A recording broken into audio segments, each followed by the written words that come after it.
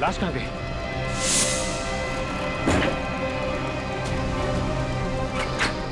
लाश कहाँ गई? लाश पता नहीं साहब, कहाँ गई? पता नहीं। कमाल है, तुम लोग यही थे ना? हाँ साहब, हम तो यहीं पर थे। तुम यहीं पे थे, फिर भी लाश गायब हो गई। मलय क्या शो कर रहा था, वो शो दिखाओ। बिल्कुल, मुझे तो पूरा यकीन है कि मैं आपके इस यकीन को परखना चाहूंगा। ठीक है। मैं चाहता हूं कि आपकी बात साबित करने के लिए आप कुछ सबूत दें। आप अपना हाथ दिखाइए।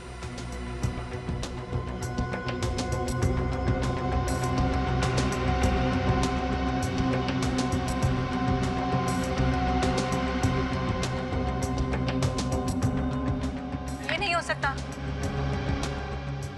नहीं हो सकता? आपकी घबराहट तो मुझे डरा रही है। आज आपका आखिरी दिन है। एक मिनट, जरा पॉज करो,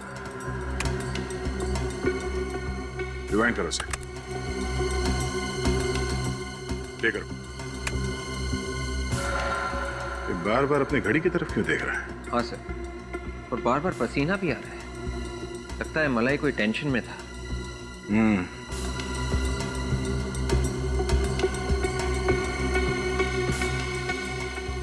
सर ऐसा लग रहा है इसकी तबीयत ठीक नहीं है।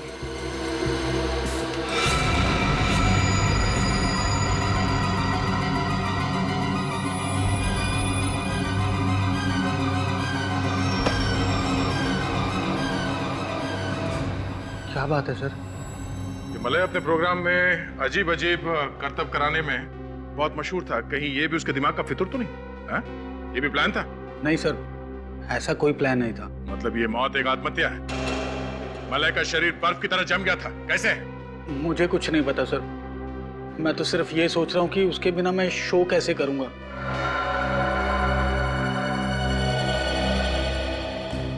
मलय मरने वाला है, ये बात तानिया को मालूम थी। हाँ सर। सर लेकिन यहाँ पे काम करने वाले मलय के किसी भी कोलीग को तानिया के बारे में मालूम नहीं था। सबसे पूछा? हाँ सर। अब सर एक लड़की रह गई है। कौन? रागिनी। वो मेरा इंटरव्यू ले रही थी। उससे भी पूछ के देखो। Yes sir.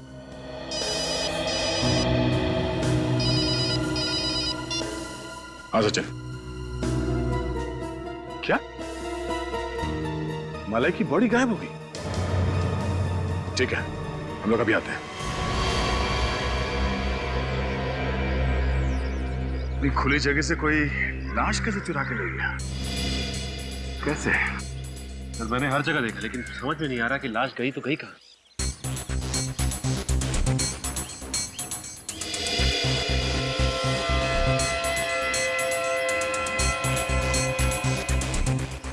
एम्बुलेंस के नीचे सब बंद है, कोई ड्रेनेज एग्जिट भी नहीं है।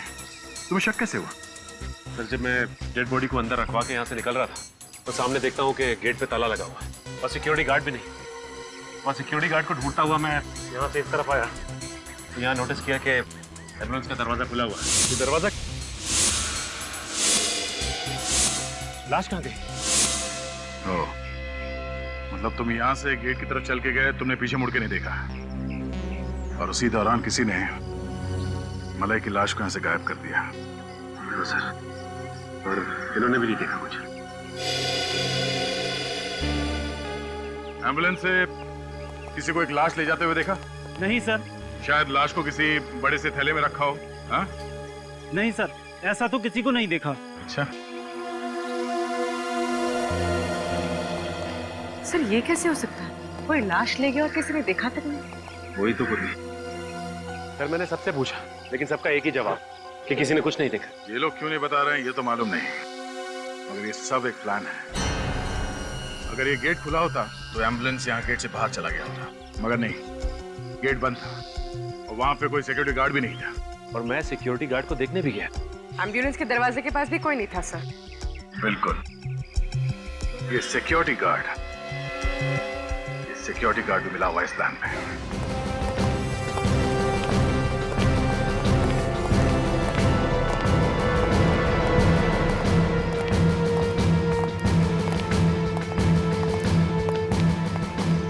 तुम यहाँ गेट पे सिक्योरिटी करते हो? जी साहब। कहाँ गए? सब पानी लेने गए साहब, गर्मी बहुत है। पानी लेने गए थे आधे घंटे से। साहब किसी से कहिएगा मत, वो जब से मौत हुई है ना साहब मालिया साहब, तब से ऑफिस जैसे बंद सा हो गया है, इसीलिए थोड़ी देर बैठ गया वहाँ। इसलिए ताकि मलय की बॉडी चुराई जा सके। चोरी हो गई साहब, इसमें मेरा कोई हाथ नहीं साहब, मुझे कुछ नहीं मालूम। बिल्कुल मौके पर ही गायब हो गए थे तुम। हाँ, और नहीं मैम, एक फ़ोन आ गया था, उसी को अटेंड करने गया था और थोड़ी देर बैठ गया मैं। फोन किसे किया?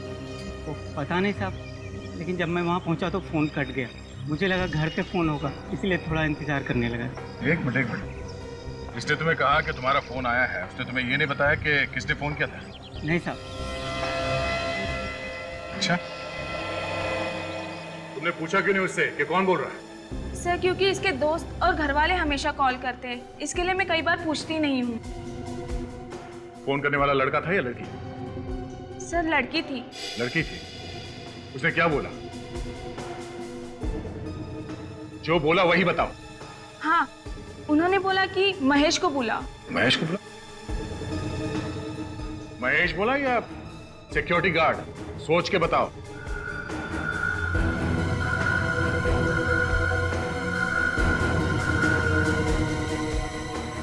सॉरी सर, सिक्योरिटी गार्ड बोला था। Security guard? हाँ सर, कहा था कि जो मेन गेट पे सिक्योरिटी गार्ड है उसे बुला। सर मुझे तो लगता है कि ये रिसेप्शनिस्ट मिली हुई है, कोई फोन नहीं आया होगा। कॉल करने वाले ने कहा कि सिक्योरिटी गार्ड को बुलाओ। नहीं सचिन, ये रिसेप्शनिस्ट मिली हुई नहीं है। अगर वो फोन करने वाला इस वॉचमैन का कोई यार दोस्त होता तो ये कहता कि महेश को बुलाओ, और कॉल करने वाले ने कहा कि गेट से सिक्योरिटी गार्ड को बुलाओ। वो फोन करने वाली लड़की इसी टीवी स्टेशन में है।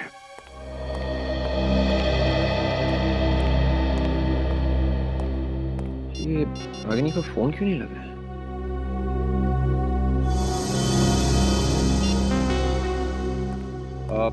देखिए भाई साहब, ये आपकी रिपोर्टर जो है रागिनी, वो अभी कहाँ होगी? कौन? रागिनी? रागिनी इस नाम का तो कोई नहीं यहाँ पर। देखिए शायद आपको मालूम नहीं होगा, आप प्लीज अपने रिकॉर्ड में चेक कीजिए। रागिनी रिपोर्टर। मैं पिछले 5 साल से यहाँ काम कर रहा हूँ, अब मुझे नहीं पता होगा तो किसे पता होगा सर? फिर वो कौन सी रागिनी थी जिसके साथ मैं इंटरव्यू रूम में रिहर्स कर रहा था? Interview room? हाँ, वो तो बंद होना चाहिए था। देखिए वो रूम खोला गया था, मैं वहाँ रागिनी के साथ इंटरव्यू के लिए रिहर्स कर रहा था। देखिए आप एक काम कीजिए, आप अपने प्रोग्रामिंग हेड मिस्टर सुधीर को अभी के अभी बुलाएं, मुझे उनसे मिलना है। ठीक है सर। थैंक्स।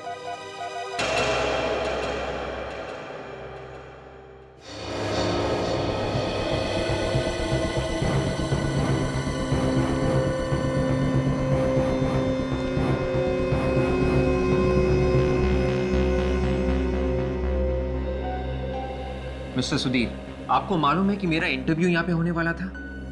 आपका इंटरव्यू यहाँ पे? जी हाँ। नहीं सर, इस बारे में मुझे कुछ नहीं मालूम। देखिए आपकी रिपोर्टर रागिनी ने मुझे यहाँ इंटरव्यू पे बुलाया था, कैमरा यहाँ पे लगा हुआ था, रागिनी यहाँ पे बैठी थी और मैं यहाँ पे, हमारे बीच बातचीत शुरू हो गई थी। फिर अचानक, अभी समझ में नहीं आ रहा है कि यहाँ पे ना तो कोई रागिनी को जानता है और ना ही इस इंटरव्यू के बारे में। हाँ सर, रागिनी नाम की कोई रिपोर्टर नहीं है और ना ही यहाँ पे कभी काम करती थी। मैं तो खुद ताज्जुब में हूँ कि ऐसा कैसे हो गया।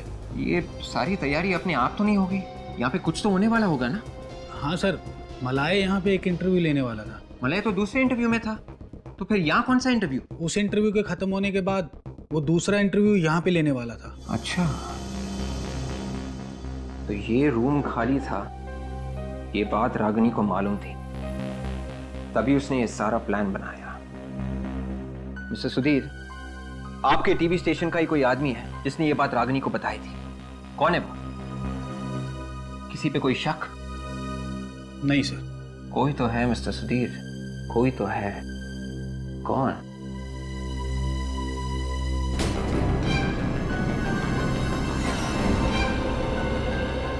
मिस्टर सुधीर, वो आदमी कहाँ है जिसने इस कमरे का दरवाजा खोला था? कहाँ है वो? उसे सब कुछ मालूम है।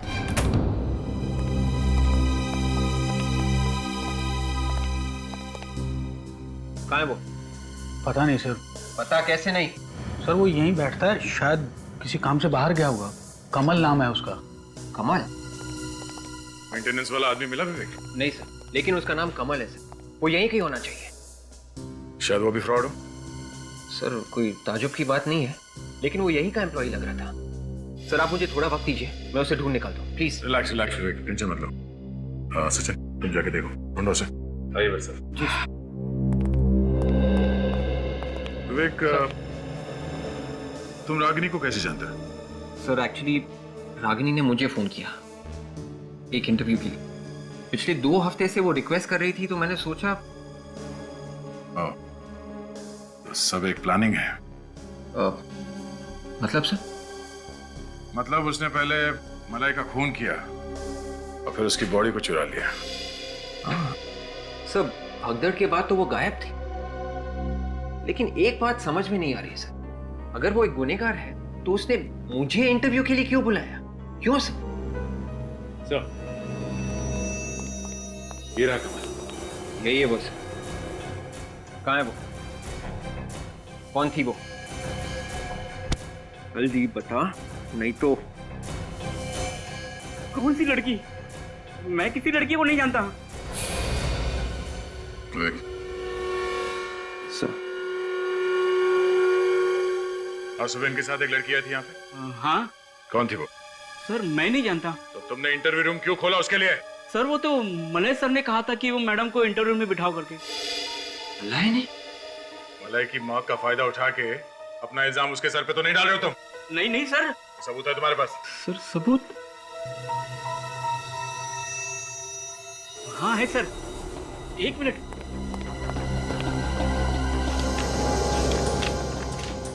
ये देखिए सर, ये देखिए सर, ये मलय सर ने खुद उस लड़के को वहां बिठाने के लिए कहा था और पूरा सेटअप करने के लिए कहा था। ये रही उनकी सिग्नेचर। इसका मतलब मलय रागिनी को जानता था। ये रागिनी मलाई को कैसे जानती थी? सर वो तो पता नहीं। मलय सर ने मुझे कल शाम को ही रागिनी जी से मिलवाया था और कहा था कि मैडम ऑफिस आए तो उन्हें इंटरव्यू में बिठा देना। सर हो सकता है मलाई भी रागिनी के साथ इस प्लान में शामिल हो। इस मलाई और रागिनी के बीच में क्या संबंध है, पहले वो पता करना चाहिए।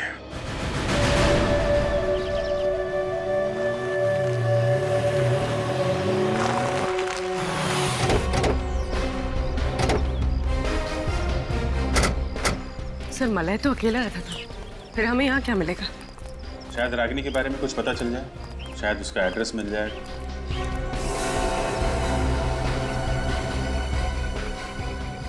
टीवी चल रहा है अंदर? सर अंदर आत्माएं नाच रही हैं। देखें कौन सी आत्माएं हैं। लेकर 11:30 बजे विंड मिल पे मिलो।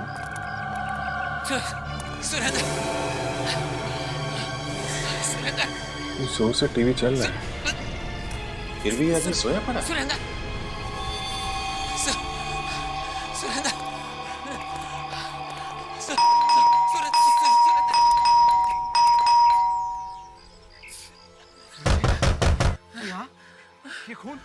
कुछ गड़बड़ है, दरवाजा तोड़ना पड़ेगा। हाँ, पर तुझे क्या हुआ?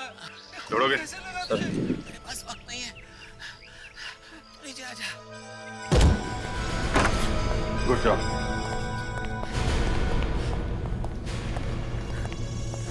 हेलो विजय, बता तो सही हुआ क्या है? Excuse me. कुछ लोग मेरे पीछे पड़े। हेलो, कभी भी यहाँ आ सकते हैं।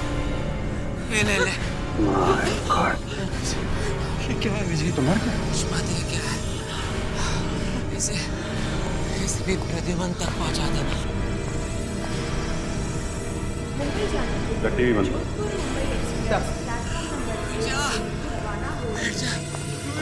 ट्रेन चलने वाली है। घर को अच्छी तरीके से चेक कराने के सर।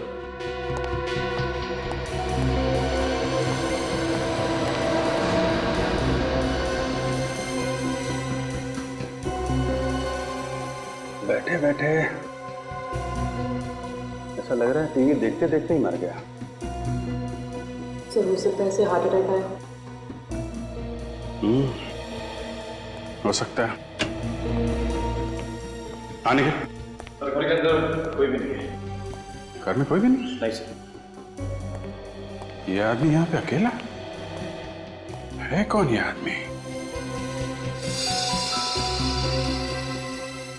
एक मिनट, ये क्या है?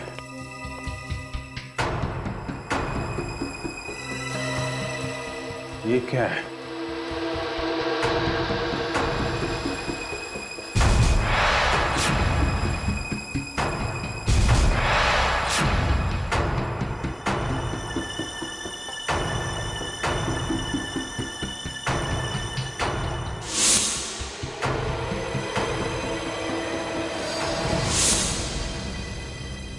मलय? ये मलय है? हाँ सर। मगर इसकी लाश यहाँ पे कैसे पहुंची? तो चुराने वाले ने यहाँ पे छोड़ दिया होगा। अरे मगर चुराया ही क्यों? ये देखो, ये सोने की चेन, घड़ी और ये अंगूठी वगैरह सब के सब वैसे के वैसे ही हैं, कुछ भी नहीं चुराया।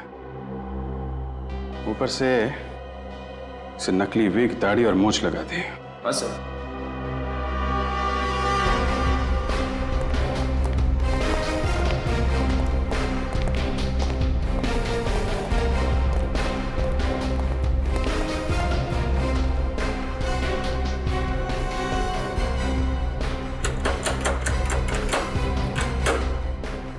लॉक तो बिल्कुल ठीक ठाक है, दरवाजा तोड़ने का कोई निशान नहीं।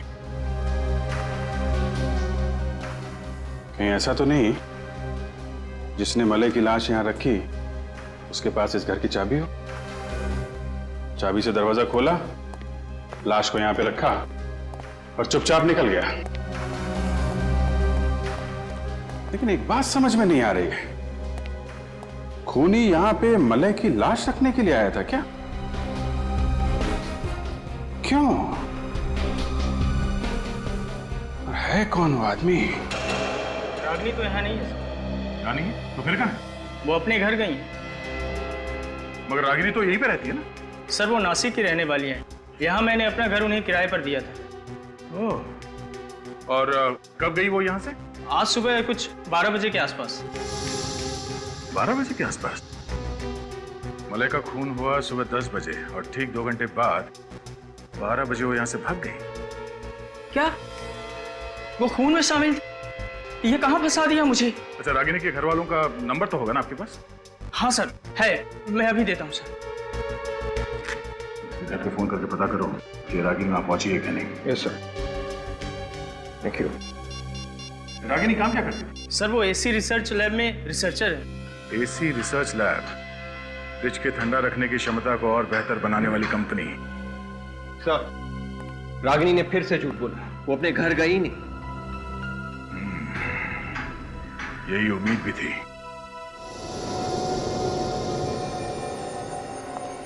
अब मैं बोलूंगा तो बोलोगे कि बोलता है यार। साउंड के बोल के तो रहेगा ही, चुप रहने वालों में से तू है ही नहीं।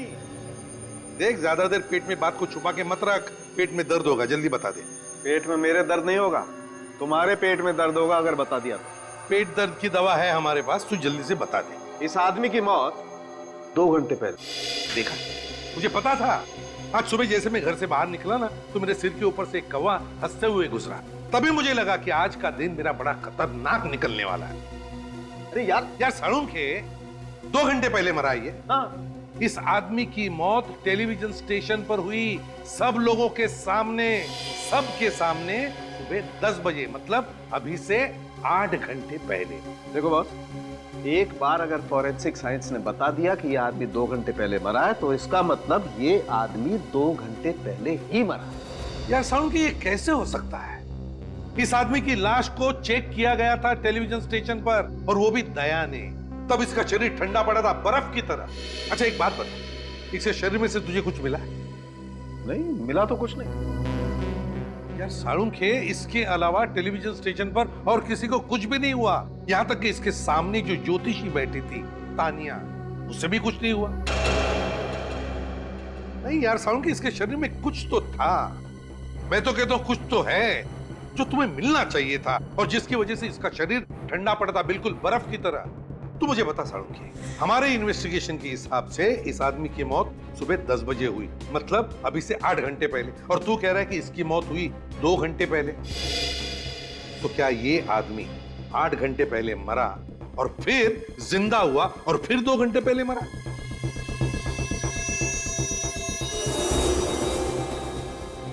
वैसे शरीर ठंडा हो जाने से दिल की धड़कनें तो कम हो जाती। इतनी कम हो जाती है कि ये मरा हुआ लगे? थ्योरी के हिसाब से हाँ। एक बात और, क्या? ये देखिए यहाँ इसकी गर्दन पर ये जो 2 निशान है, इंजेक्शन के निशान है बॉस। इस आदमी को यहां से जहरीला इंजेक्शन दिया गया है और उस जहर से ही इस आदमी की मौत हुई। यह आदमी जहर से मरा, इसे इंजेक्शन दिया गया, जहर का? किसने किसने दिया इसे जहर का इंजेक्शन? किसने? हमें रागिनी के बारे में कुछ पूछताछ करनी है। ये सीआईडी रागिनी के पीछे क्यों पड़ी हुई है? जहाँ जहाँ गुनाह वहाँ वहाँ सीआईडी। शायद रागिनी के हाथ खून में रंगे है। खून? नहीं, ये हो ही नहीं सकता। वो कब से नहीं आई है काम पे नहीं आई? अरे सर, वो तो आज भी काम पे आई हुई है। आई है? कहाँ है वो? अपने लैब में। कहाँ है लैब? चलिए मैं आपको बताता हूँ। चलिए। रागिनी के लैब का दरवाजा सर ज्यादातर बंद ही रहता है। दरवाजा खुलवाना पड़ेगा। रागिनी, रागिनी दरवाजा खोलो। रागिनी। सर, रागिनी दरवाजा नहीं खुल रही है, पता नहीं क्यों। चाबी तो है ना तुम्हारे पास? जी सर। बोलो।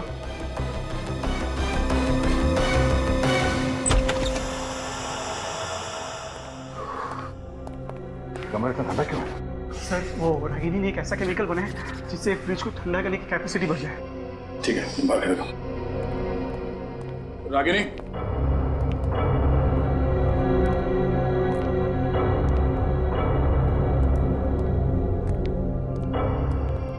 Ragini. My God. Ragini. Sir इसकी बॉडी तो ठंडी पड़ गई, बिल्कुल बिल्कुल बर्फ की तरह। सर, ये तो मर चुकी है। ठंड की वजह से इसकी मौत हो गई।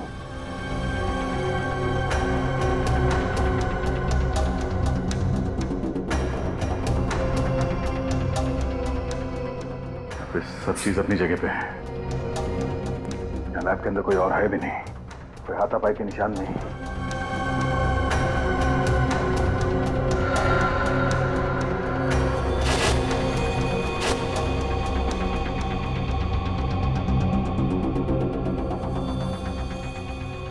कहीं इस रागिनी डर के मारे आत्महत्या तो नहीं कर ली? सर, मलय के फोन रिकॉर्ड से पता चल ही रहा है कि मलय की मौत के कुछ दिन पहले से रागिनी और मलय के बीच में काफी बातें हो रही थी। अच्छा, साळुंखे, ये जो रागिनी की लैब में से हमें केमिकल मिला, इसके बारे में क्या पता चला? बस इस केमिकल को अगर इस रूम में छोड़ दिया जाए तो इस रूम में भी बर्फ जम जाएगी। अच्छा, और अगर ये केमिकल किसी इंसान के शरीर में इंजेक्ट किया जाए तो इंसान के शरीर में बर्फ जम जाएगी। और क्या? मलय के शरीर में भी बर्फ जमी थी, मगर थोड़ी देर के बाद वो फिर से जिंदा हो गया था। ये देखो दया, इस सीरीज में ऐसी दवाई है कि शरीर के अंदर बर्फ जम भी जाए तो भी इस दवाई की वजह से उसके दिल की धड़कनें चलती रहेंगी। तो इसका मतलब है आदमी के शरीर का बर्फ पिघल गया और उसके बॉडी का टेम्परेचर नॉर्मल हो गया तो आदमी फिर से जिंदा हो जाता। हाँ बॉस, मतलब साफ है कि रागिनी और मलय दोनों ने मिलकर इस केमिकल की पब्लिसिटी करने का प्लान बनाया है। मलय जब जमीन पर गिरा हुआ था उस वक्त उसे ये केमिकल इंजेक्ट किया गया ताकि उसका दिल काम करता रहे। रागिनी ने पहले से ही भेस बदलने के लिए कपड़े, नकली मूछ और विग का इंतजाम कर रखा था, जो उसने मौका मिलते ही एम्बुलेंस के अंदर छुपा दिया।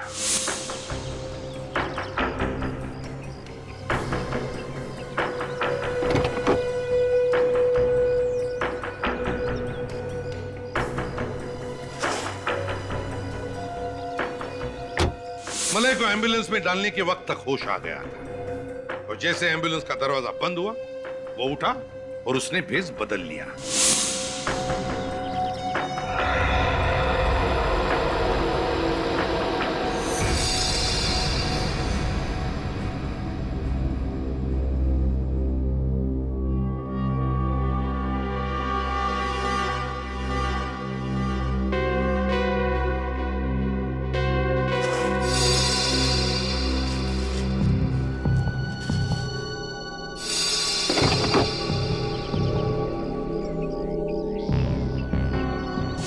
प्लान एकदम सही जा रहा था और उसके अनुसार वो अपने घर पहुंचा।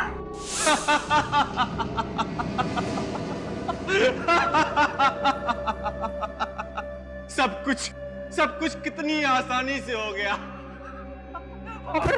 और किसी को भनक तक नहीं लगी। अंतर्राष्ट्रीय बाजार में कच्चे तेल का भाव $105 प्रति बैरल से गिरकर $73.63 प्रति बैरल पर आ गया है, लेकिन $21 प्रति बैरल की कमी के बावजूद पेट्रोल कंपनियां तेल के दाम घटाने को तैयार नहीं है। किसी भी चैनल पर मेरे मरने की खबर क्यों नहीं दिखा रहे? 5 रुपए लीटर बढ़े थे। उस वक्त कच्चे तेल की कीमत $105 प्रति बैरल थी। उनको पता ही नहीं कि मैंने क्या झेला। शरीर ठंड के मारे अकड़ने लगा था और इतना दर्द, मौत के मुंह से बाहर आया हूं। जरा संभल के हैं।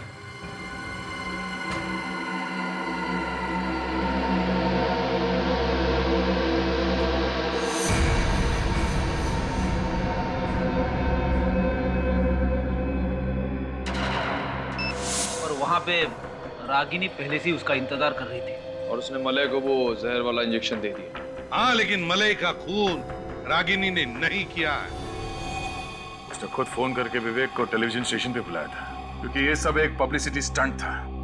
एक सीआईडी ऑफिसर के सामने ऐसा कुछ हो जाए तो बात बहुत बढ़ जाती है।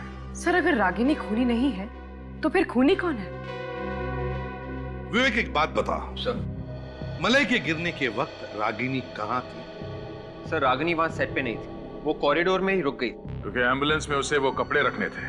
मगर सर, मलय का दिल चलता रहे उसके लिए उसे इंजेक्शन तो देना ही था, तो इंजेक्शन किसने दिया? विवेक को इंजेक्शन उसी ने दिया जिसे रागिनी और मलय ने अपने प्लान में शामिल कर रखा था, और वो उस वक्त सेट पर था।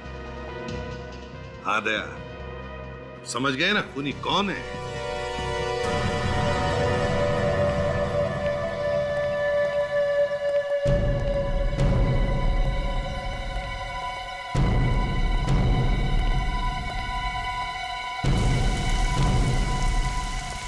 नमस्ते। आप? तानिया जी, कैसी हैं आप? मैं तो अच्छी हूँ, पर इतनी सी बात पूछने के लिए आप यहाँ फोन कर दिया होता।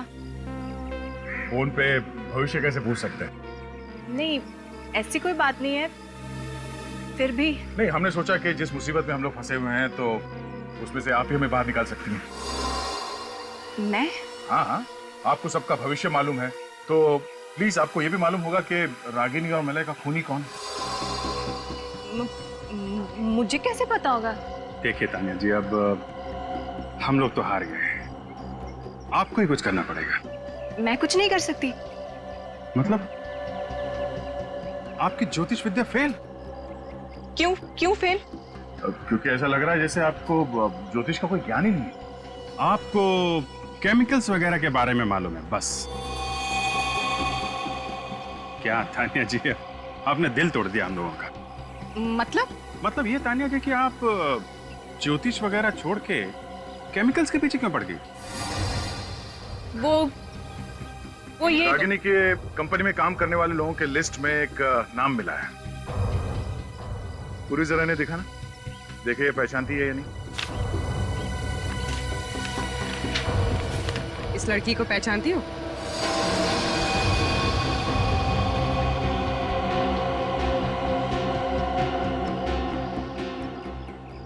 क्या हुआ? फोटो पहचानने में प्रॉब्लम हो रही है? हम आपकी मुश्किल आसान कर देते हैं। ये आप ही की फोटो है और आप उस केमिकल बनाने वाली कंपनी में काम करती हैं, है ना? हाँ, मैं उस कंपनी में काम करती हूँ। मलय और रागिनी के प्लान में तुम भी मिली हुई थी। उनकी मौत से मेरा कोई लेना देना नहीं है। ओह, तो मलय के मौत के दिन तुम उसके घर नहीं गई थी? हाँ? नहीं। मगर तुम्हारा मोबाइल फोन बता रहा था कि उस वक्त तुम उसी एरिया में थे। या नहीं? थी।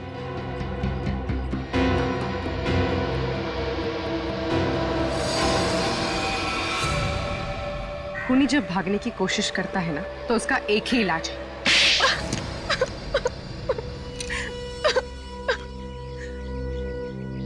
हाँ, मैंने ही उसे मारा था। मैंने ही मलय को मारा था, वो जहर वाला इंजेक्शन देके उसके घर पर।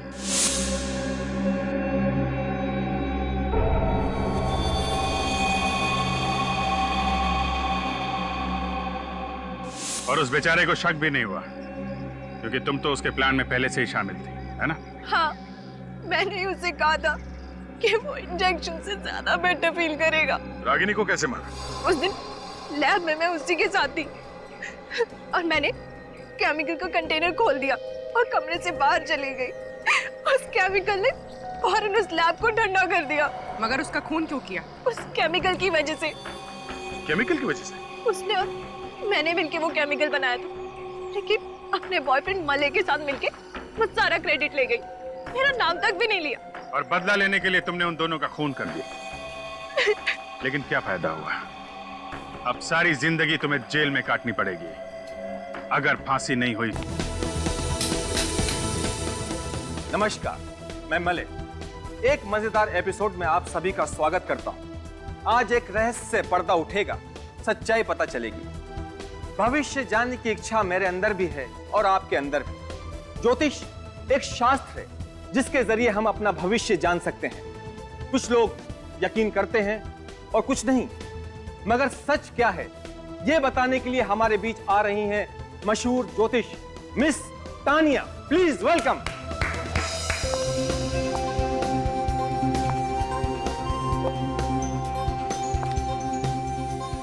Hello Malay.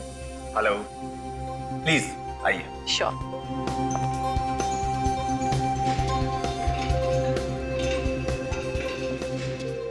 तानिया जी, हमारे शो में आने के लिए आपका बहुत बहुत धन्यवाद। Thank you so much. ज्योतिष मेरे लिए एक बहुत बड़ा रहस्य है। प्लीज आप हमें बताइए कि आप भविष्य कैसे बताते हैं? हम सब इस ब्रह्मांड का एक हिस्सा है। हमारी सोच पर, हमारे हर एक डिसीजन पर इन सितारों का प्रभाव होता है। अच्छा, तो इन सितारों से हमारी किस्मत जुड़ी हुई है? बिल्कुल, जैसे इन सितारों का रास्ता तय है वैसे ही हमारी किस्मत। इन सितारों को देखकर मैं किसी भी आदमी का भविष्य जान सकती हूँ। तो हमारी किस्मत तय है, हम इसे बदल नहीं सकते। सुनकर थोड़ा डर लगता है। बिल्कुल, मुझे तो पूरा यकीन है कि मैं आपके इस यकीन को परखना चाहूंगा। आप अपनी बात को साबित करने के लिए कोई सबूत दें, जैसे कि आप मेरे भविष्य के बारे में कुछ बातें बताएं। ठीक है, मगर ऐसी कुछ बातें जिससे हम सबको ज्योतिष पर यकीन आ जाए। ठीक है, आप अपना हाथ दिखाइए।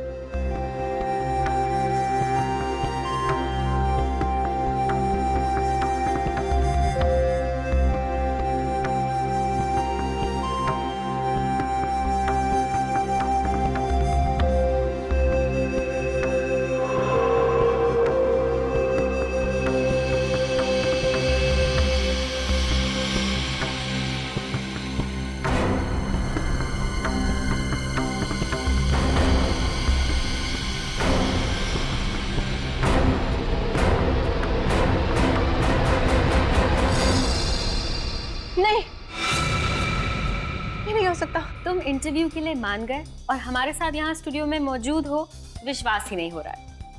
क्या हम सीआईडी वाले इतने खड़ूस लगते हैं? नहीं नहीं, बिल्कुल भी नहीं।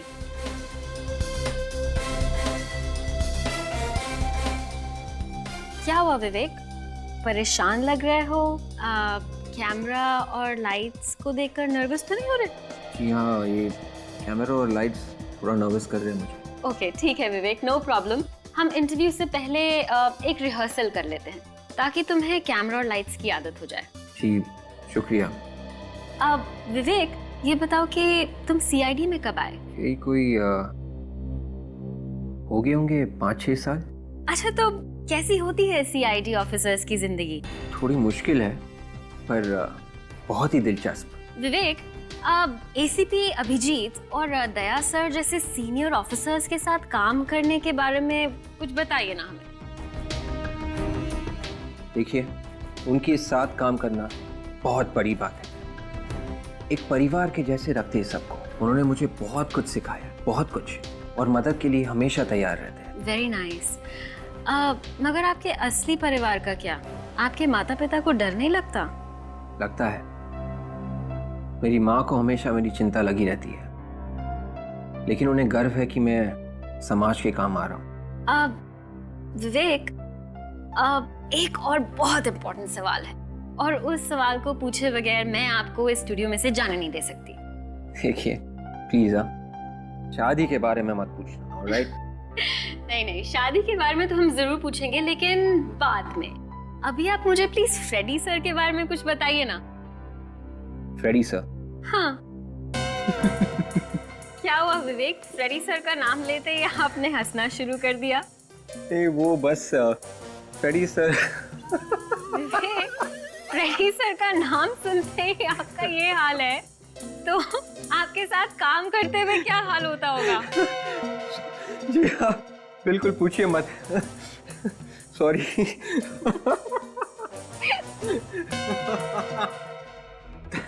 तानिया जी, जो होने वाला है वो बताने के लिए कहा था। आपकी ये घबराहट तो मुझे भी डरा रही है। ऐसी कौन सी बात है? आज आपका आखिरी दिन है। तानिया जी, तो आज मैं मरने वाला हूँ। हाँ। मगर कैसे? मैं तो बिल्कुल फिट हूँ, मुझे कोई बीमारी भी नहीं, और मैं गाड़ी भी सेफली ड्राइव करता हूँ। फिर मेरी मौत कैसे होगी? ये मुझे नहीं पता। कमाल है, मेरी मौत होगी ये पता है, मगर कैसे होगी ये नहीं पता। मैंने तुम्हारे हाथ की रेखाएं पढ़ी हैं और मैं ये नहीं लिखा। ताज्जुब है,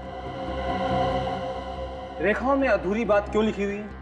भविष्य पढ़ना कोई टीवी प्रोग्राम देखने के जैसा नहीं है जिसमें सब कुछ दिखाई दे।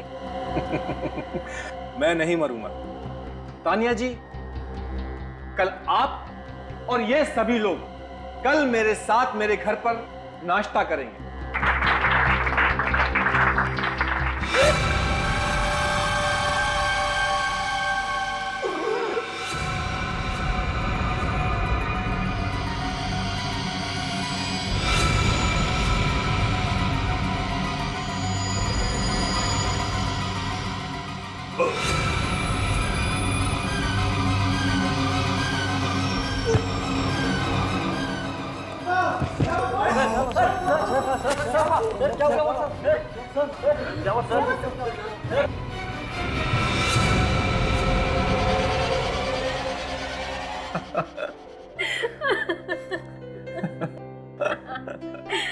विवेक, बिल्कुल विश्वास नहीं होता कि तुम इतना मजाक कर सकते हो। अब आपको सच बातों पर हंसी आती है तो क्या करें? अरे वाह, वेरी नाइस विवेक। ऐसा लगता है पूरी तरह से कंफर्टेबल हो गए हो। तो इंटरव्यू शुरू करें? बिल्कुल। ठीक है, तो मैं अपने कैमरामैन और बाकी के सारे क्रू को बुला लेती हूँ। प्लीज।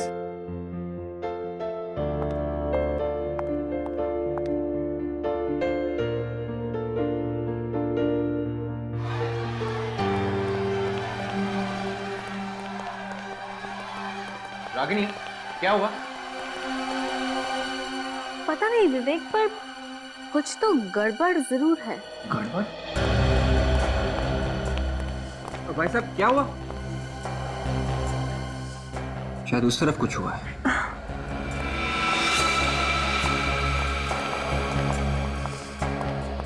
एक मिनट पीछे होइए प्लीज प्लीज।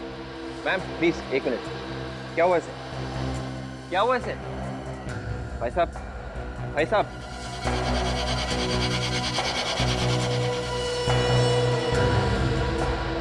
ये तो मर चुका है। देखिए, मैं इंस्पेक्टर विवेक हूँ, सीआईडी से। सीआईडी? जी हाँ। आप लोग प्लीज पीछे जाइए, प्लीज प्लीज। आप में से कोई भी इस बॉडी को हाथ नहीं लगाएगा और ना ही इस बिल्डिंग के बाहर जाएगा जब तक मैं ना कहूँ। ऑलराइट? गेट्स बंद कर दीजिए प्लीज।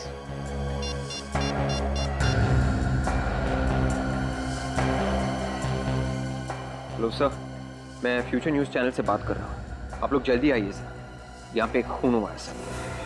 खून हुआ है? आर यू श्योर कि ये खून हुआ है? आप कौन? सर ये मशहूर एस्ट्रोलॉजर तान्या हैं। इन्होंने अभी अभी बताया था कि इनकी मतलब मलाई की मौत होने वाली है। तान्या जी,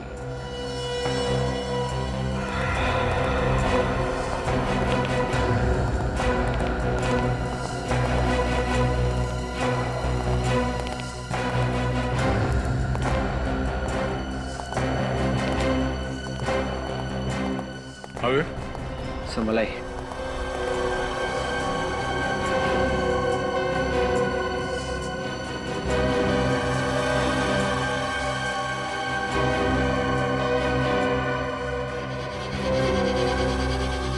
मुट्ठी बंद कर रखी है।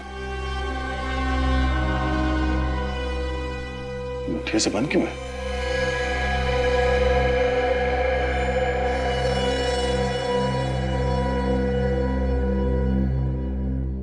लाश तो ठंडी हो गई, एकदम बर्फ की जैसे। हाँ सर, इसकी मौत बड़ी अजीब तरीके से हुई है, इसीलिए मैंने आपको फोन किया। मगर इसकी मौत तो अभी हुई है ना, थोड़ी देर पहले। जी हाँ सर।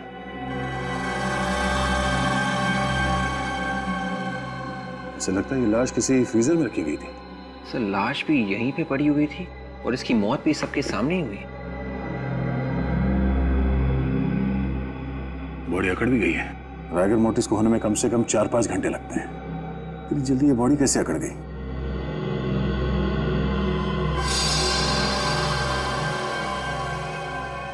आंखें भी अकड़ गई है और आंखें सफेद भी हो गई। सचिन, ये बॉडी कुछ गड़बड़ है। ये केस डॉक्टर सालुंके की हालत खराब करने वाला है। एक काम करो, लाश को फॉरेंसिक लैब भिजवा दो। डॉक्टर साहब को ये लाश इसी हालत में देखनी चाहिए।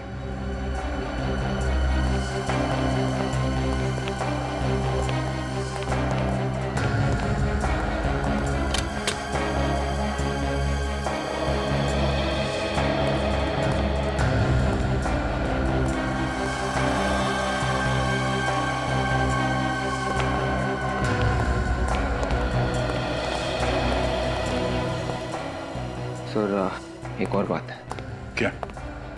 वो तान्या है सर, एक एस्ट्रोलॉजर। मलय उसी का इंटरव्यू ले रहा था। दोनों बैठे हुए थे और रिकॉर्डिंग चल रही थी। उसी बीच मलय ने तान्या को अपना हाथ दिखाया। तान्या ने हाथ देखा और कहा, मलय तुम्हारी मौत होने वाली है। उसके बाद अचानक ये सब। उसकी मौत लिखी हुई थी। मौत को जब आना होता है वो आकर रहती है, उसे कोई नहीं टाल सकता। हम ये समझे कि जैसे ही आपने उस आदमी का हाथ देखा, आपको मालूम पड़ गया था कि ये आदमी ऊपर जाने वाला है। जी हाँ। तान्या जी, आपको एक बात बोलूं? मैं आपके बारे में कुछ नहीं बताऊंगी। हमने बड़े बड़े पाखंडी और तांत्रिकों को देखा है, समझी? ज्योतिष विज्ञान कोई पाखंड नहीं है। तो क्या ज्योतिष विद्या एक करंट की तरह है, हा? जो हाथ में तार लगा और फौरन झटका लगा? क्यों? मतलब उस आदमी का हाथ देखते तुम्हारे दिमाग ने बोल दिया कि आदमी मरने वाला है। हा? तुम क्या अंतर्यामी हो, भगवान हो, क्या हो तुम? सर ये भी तो हो सकता है कि ये खूनी के साथ मिली हुई हो। ये आप क्या कह रही हैं? मौत तो ऊपर वाले के हाथ में होती है। हम तो सिर्फ एक जरिया हैं और मैं चाहकर भी मौत को नहीं बुला सकती। तो मलय कैसे मर गया?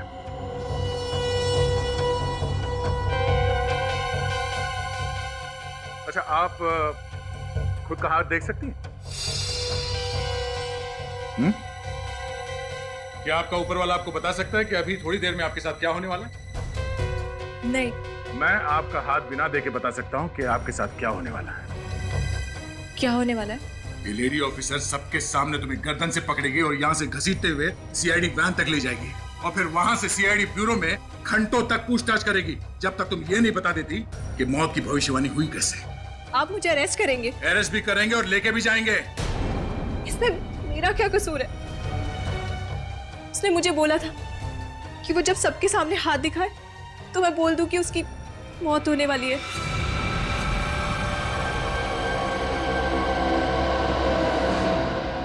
देखा, सीआईडी के सामने भविष्यवाणी भी बदल जाती है। मुझे भविष्यवाणी करने के लिए कहा गया था सर। मलय ने कहा था। जी हाँ, तुम सच बोल रही हो? मैं सच बोल रही हूँ सर। अगर मैं गुनहगार होती तो मैं वहां क्यों रुकती? मलय मरने वाला था और उसे इस बात की कोई चिंता नहीं थी। मलय मरना क्यों चाहता था? चक्कर क्या है?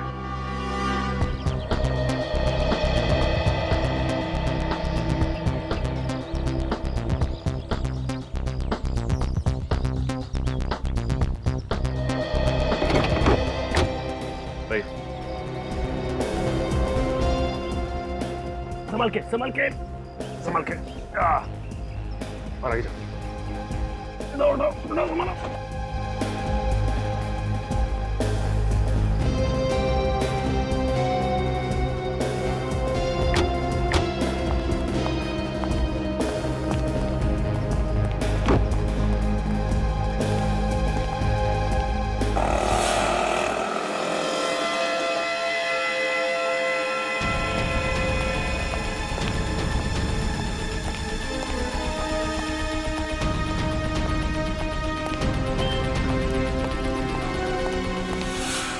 ताला लगाओ।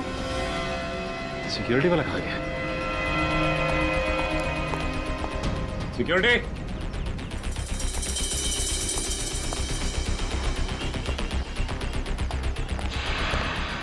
Security, security.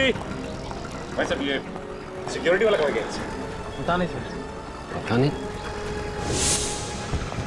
दरवाजा क्यों खुला है?